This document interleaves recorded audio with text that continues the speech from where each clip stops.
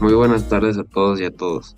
Es un gusto darles la más cordial bienvenida a esta mesa de análisis, un espacio de encuentro y de reflexión, en el cual abordaremos tres temas profundamente relevantes para la vida pública del país: el papel del INAI y su importancia en la garantía del acceso a la información, los retos actuales en el entorno a la libertad de expresión y el impacto del crimen organizado. Siguen teniendo, siguen teniendo nuestras instituciones en el ejercicio pleno de los derechos ciudadanos. Sabemos que estos temas no solo están en la agenda pública, sino que también forman parte de las conversaciones cotidianas, de las preocupaciones sociales y de las decisiones que marcarán el rumbo de nuestra democracia. Por eso, esta mesa buscará fomentar un diálogo respetuoso, informado y crítico, donde podamos abrir horizontes y encontrar puntos de coincidencia desde distintas miradas. Agradezco sinceramente su presencia y la participación de quienes hoy nos acompañan como ponentes. Su experiencia será clave para enriquecer las discusiones. Sean todas y todos bienvenidos. Bueno, quiero comenzar hablándoles del INE, que ha jugado un papel crucial en la democracia mexicana. En 1990 se creó el IFE, con la misión de garantizar las elecciones transparentes en un país donde durante muchos años el control del PRI sobre el sistema político generó desconfianza en los resultados electorales. El IFE evolucionó en 2014 a lo que hoy conocemos como el INE, una institución que no solo organizaba las elecciones federales, sino que también se encarga en las elecciones locales en todo el país. Y pues bueno, aunque el INE ha sido clave para el avance de la democracia en México, los últimos años han sido súper complicados. El INE no solo supervisa las elecciones, sino que también regula los partidos políticos, asegura que los recursos políticos se utilicen de manera responsable y promuevan la equidad en la competencia electoral. Sin embargo, en los últimos años hemos visto cómo esto ha sido bien atacado, con recortes presupuestales, falta de recursos humanos y una constante erosión de su independencia. Exactamente, Gabriel. Y cuando la independencia de una institución como el INE se ve amenazada, la democracia misma está en riesgo. Si no podemos confiar en nuestras elecciones que sean justas, ¿qué nos queda? La falta de transparencia y un árbitro imparcial solo genera desconfianza. Y sin eso, la democracia pierde su sentido. Necesitamos un INE fortalecido, independiente y con los recursos necesarios para hacer un trabajo de manera eficaz. Y pues esto nos lleva a una pregunta importante. ¿Cómo podemos como sociedad garantizar que el INE se mantenga independiente y con los recursos suficientes? ¿Qué podemos hacer para presionar a nuestras autoridades para que protejan esta institución clave? Bueno, lo que podríamos hacer es hacer movimientos sociales, manifestaciones, para que estas instituciones tengan mayor visibilidad y no tengan justo estos recortes de presupuesto, que sean atacados, que sean victimizados y que pierdan su fortalecimiento, ya que el INE es uno de los organismos más importantes que tenemos en México.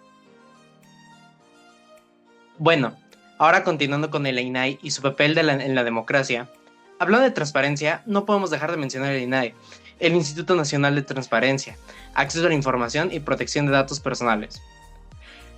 Aunque ya no existe en el país en la misma forma, su papel fue esencial para la rendición de cuentas en el país. Gracias a este organismo, cualquier ciudadano podía acceder a la información pública y exigir que se hicieran responsables de la utilización de los recursos del Estado.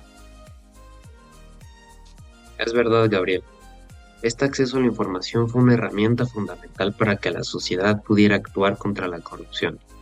Casos como la estafa maestra salieron a la luz gracias a la labor del INAI, pero, lamentablemente, también ha enfrentado recortes y parálisis.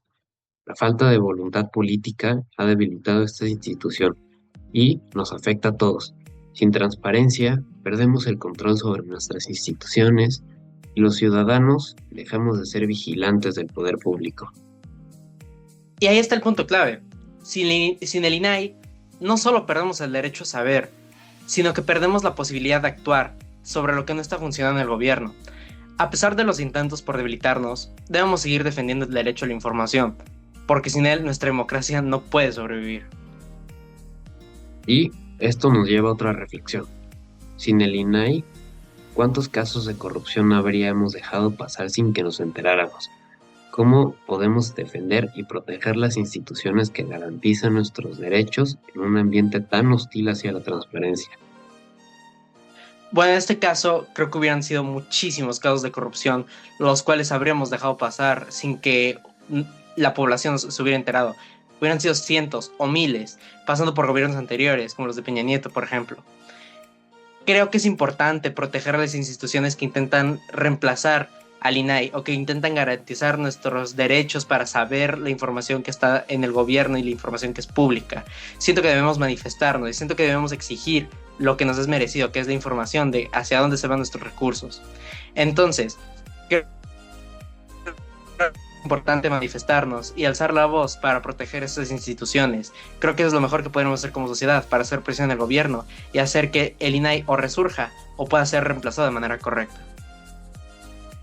Bueno, pues pasando a otro tema, me gustaría hablarles un poco del tema de los narcocorridos, un género que ha estado en el centro de muchas discusiones en los últimos años. Aunque los narcocorridos han sido asociados con la violencia, la realidad es que este género refleja más que promueve lo que sucede en ciertas regiones del país. Los narcocorridos han surgido como una forma de contar historias, de lucha y resistencia, pero también están profundamente ligados a la violencia del narcotráfico. Este es un tema complicado, Peralta. A veces es fácil culpar a la música de la violencia, pero si pensamos en ello con más profundidad, nos damos cuenta de que el narcocorrido refleja una realidad dolorosa, que ya existía mucho antes que naciera este género. En un lugar de enfocarnos solo en la música, necesitamos preguntarnos, ¿por qué hay tanto sufrimiento en estas comunidades y por qué los jóvenes recurren a este tipo de vida? Exacto, Pasita. La música, como cualquier otra forma del arte, tiene el poder de reflejar lo que estamos viviendo, pero no es la causa del problema. Los narcocorridos son una consecuencia de un sistema que ha dejado de lado a muchísimas comunidades, donde la violencia es la única respuesta que reciben. En lugar de censurar la música, debemos preguntar cómo podemos cambiar las condiciones que producen estas realidades. Ciertamente, según el ranking de ciudades más peligrosas del mundo, hecho por el Consejo Ciudadano para la Seguridad Pública y la Justicia Penal, en México tenemos 8 de las ciudades más peligrosas del mundo que se encuentran en el top 10. Y más de la mitad de estas ciudades se encuentran precisamente en la zona norte del país, que es donde se produce y consume en mayores cantidades este tipo de música. Entonces, los intentos de censura, como los que se hicieron durante la administración de Calderón, no resolvieron el problema, al contrario, hicieron que el narcocorrido se convirtiera en algo más atractivo, como lo hemos visto en los últimos años. Durante ese tiempo, en 2009, se convirtió en el movimiento alterado y hasta estos últimos años, incluso hemos observado que se ha convertido en algo que se llama los corridos tumbados, ¿no? Entonces no es algo que se ha eliminado, sino que incluso ha evolucionado y se ha vuelto más atractivo para las personas. Entonces nos lleva a las siguientes preguntas. ¿Cuál es la solución?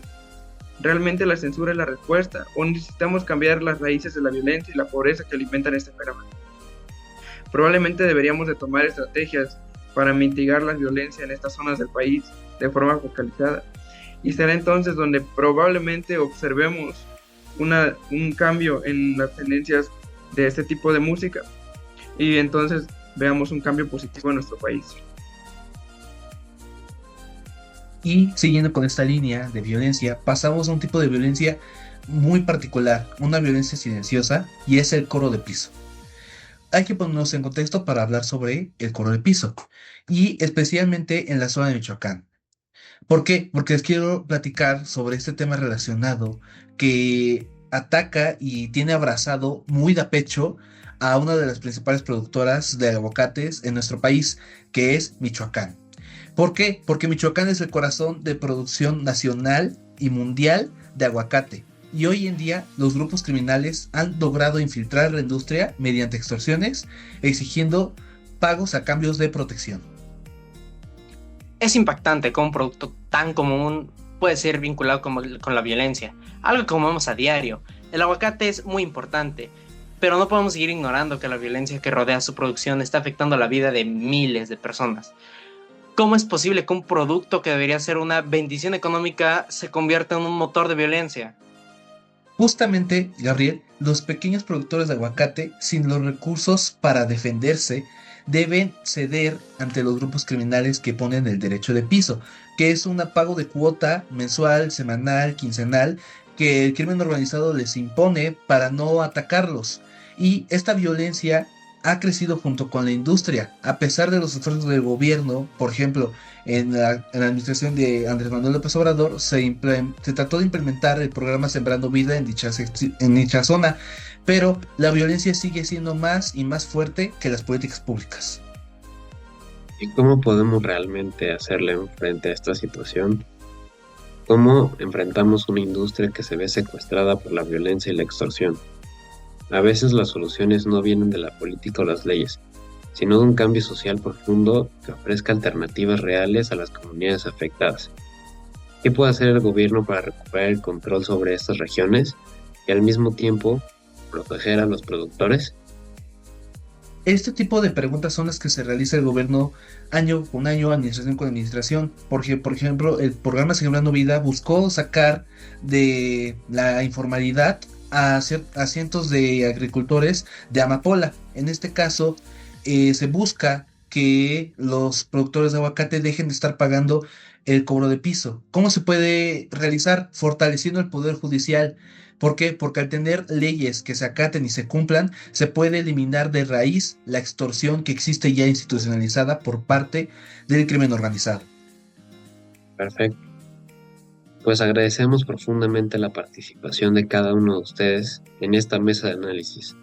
Ha sido un espacio valioso para escuchar distintas perspectivas y enriquecer nuestra comprensión sobre los temas que nos toca de forma directa hablar el día de hoy, que es el rol del INE y la transparencia en la democracia, los desafíos actuales para ejercer y proteger la libertad de expresión y la compleja realidad del crimen organizado.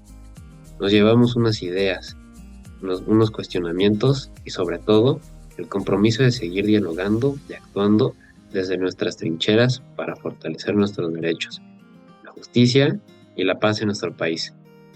Gracias nuevamente a nuestras y nuestros ponentes y todos los asistentes por su atención, su escucha activa y su disposición de diálogo.